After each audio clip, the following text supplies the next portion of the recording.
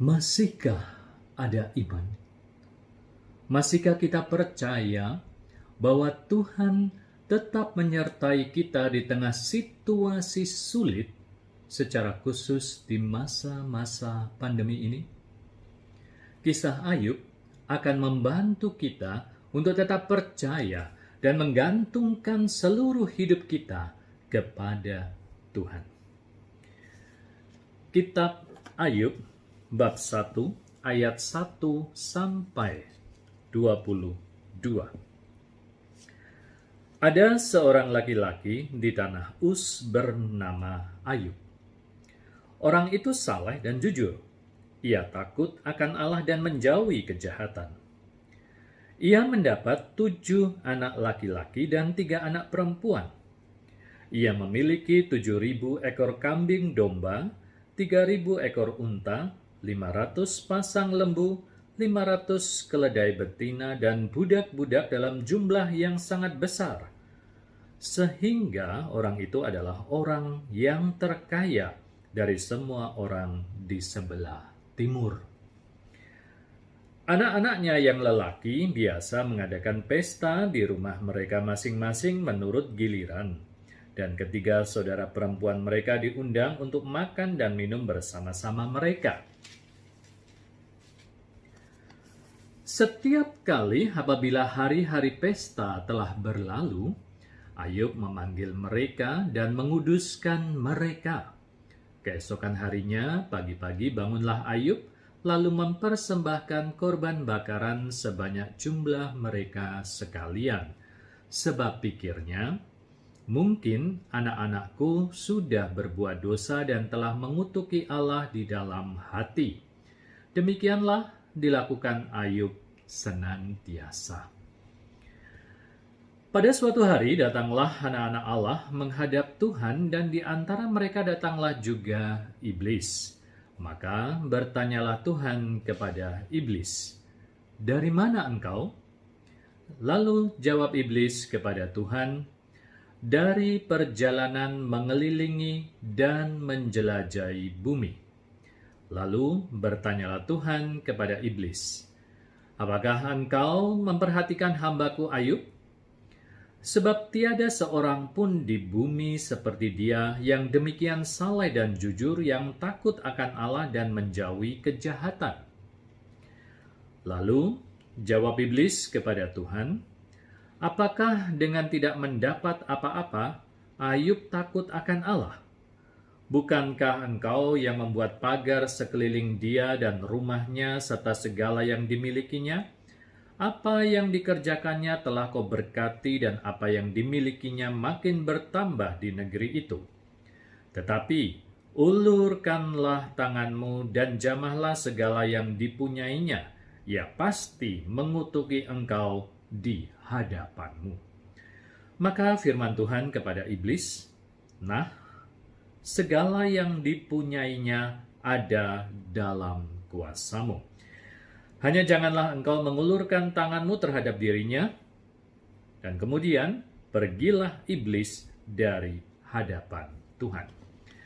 Pada suatu hari, ketika anak-anaknya yang lelaki dan yang perempuan makan-makan dan minum anggur di rumah saudara mereka yang sulung, datanglah seorang pesuruh kepada Ayub dan berkata, "Sedang lembu sapi membajak dan keledai-keledai betina makan rumput di sebelahnya, datanglah orang-orang Sheba menyerang dan merampasnya serta memukul penjaganya dengan mata pedang.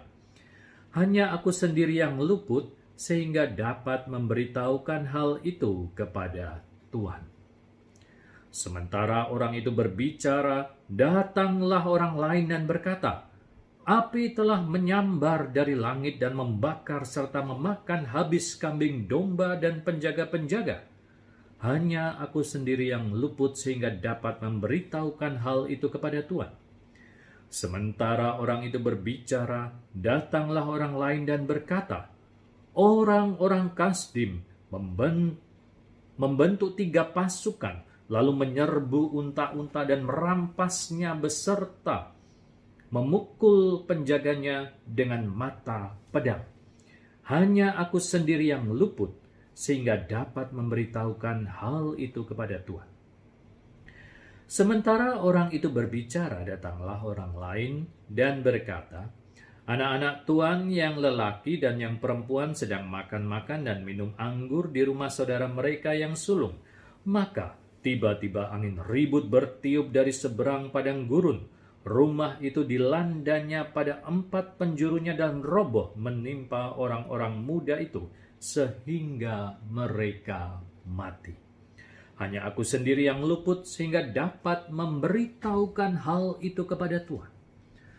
Maka berdirilah Ayub, lalu mengoyak jubahnya dan mencukur kepalanya. Kemudian sujudlah ia dan menyembah. Katanya, "Dengan telanjang aku keluar dari kandungan ibuku. Dengan telanjang juga aku akan kembali ke dalamnya. Tuhan yang memberi, Tuhan yang mengambil, terpujilah nama Tuhan." Dalam kesemuanya itu, Ayub tidak berbuat dosa dan tidak menuduh Allah berbuat yang kurang patut. Demikianlah sabda Tuhan. Syukur kepada Allah.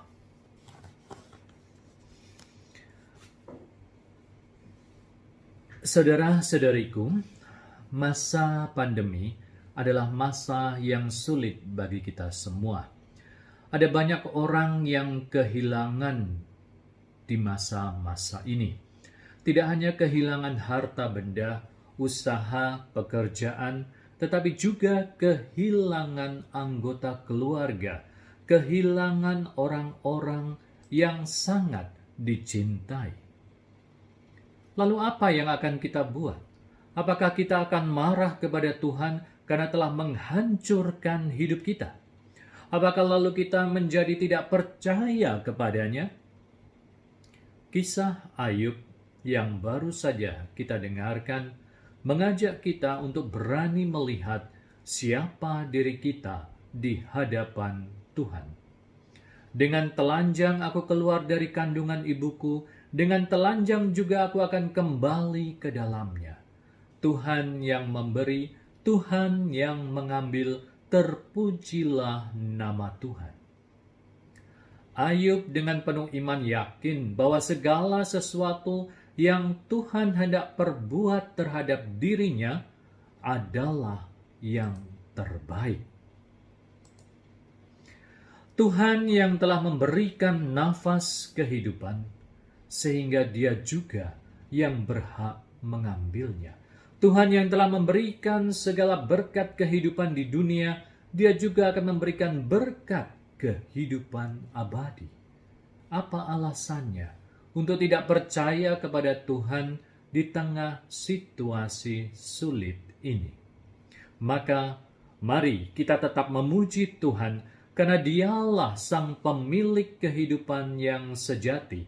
Dia Maha Kuasa, Dia tahu yang terbaik buat kita.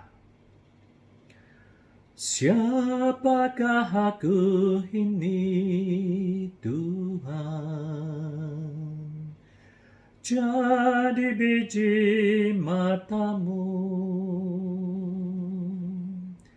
Dengan apakah ku balas, Tuhan, selain puji dan sembah Kau? Selain puji dan sembah Kau.